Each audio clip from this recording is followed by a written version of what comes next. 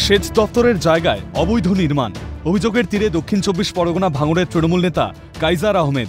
জানা গিয়েছে ভাঙড়ের পাঁচগাছিয়া পালপাড়া এলাকায় সেচ দপ্তরের খালপাড়ে প্রায় ৩ একর খাস জমি রয়েছে। অভিযোগ সেই জমি বেআইনিভাবে কিনে নিয়েছেন কাইজার আহমেদ। জলাশয় ভরাট করে নির্মাণ কাজ শুরু করেন তিনি। পাশাপাশি জমি সংলগ্ন ক্লাবের জায়গাও দখল করার অভিযোগ উঠেছে ওই তৃণমূল নেতার বিরুদ্ধে। ছোটবেলা থেকে দেখে আসছে এই জায়গাটা একরকম ক্যানেল বা সেচ দপ্তরে। ছোটবেলা থেকে আমরা এখানে পুজো করি, ৪৪ বছর আমাদের পুজোর বয়স। এখানে আমরা বাচ্চারা আনন্দ করি, ব্লাড ডোনেশন ক্যাম্প, লক্ষ্মী পূজা, বেলতলার পূজা, দুর্গা পুজো ৫-৬ দিন, এক সপ্তাহ আমরা আনন্দ করি। সেই জায়গাটা আমরা হঠাৎ দেখছি এখানে কোনো এক ব্যক্তি তারা গর্ত খুঁড়ছে, বাড়ি করার জন্য হোক, পাঁচিল করার জন্য হোক।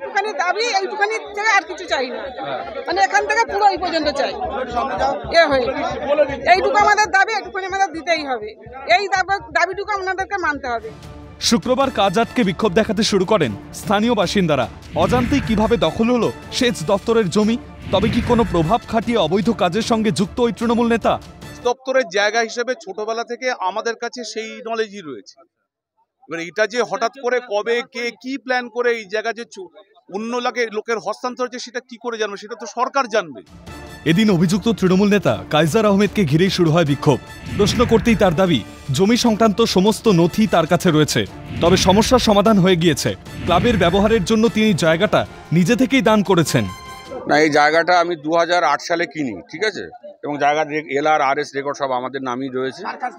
মানুষেরা আমার কাছে অনেকদিন আগে একবার দাবি করেছিল যে আমরা এখানে একটা জায়গায় ক্লাব করব, আমাদের কিছু জায়গা ছেড়ে দেওয়া হোক। তো ওদের ক্লাবের যখন করে তখন আমি নিজে এসে ওদের ভিত দিয়ে গেছিলাম এবং বলেও গেছিলাম যে ২ শতক জায়গা তোমরা ক্লাবের জন্য এনজয় করো, অসুবিধা নেই। স্থানীয়দের তরফে ভাঙড় ২ নম্বর ব্লকের বিডিও ও কাশীপুর থানায় লিখিত অভিযোগ দায়ের করা হয়। পাশাপাশি ঘটনা নিয়ে সরব ক্যানাল ডিপার্টমেন্টের অ্যাসিস্ট্যান্ট ইঞ্জিনিয়ার। ঘটনায় তীব্র নিন্দায় সরব বিজেপি নেতৃত্ব। সমস্ত সরকারি অফিসার থেকে আরম্ভ করে আর পুলিশ প্রশাসন এই সমস্ত নেতাদের ভয়ে আজকে তারা আতঙ্কিত।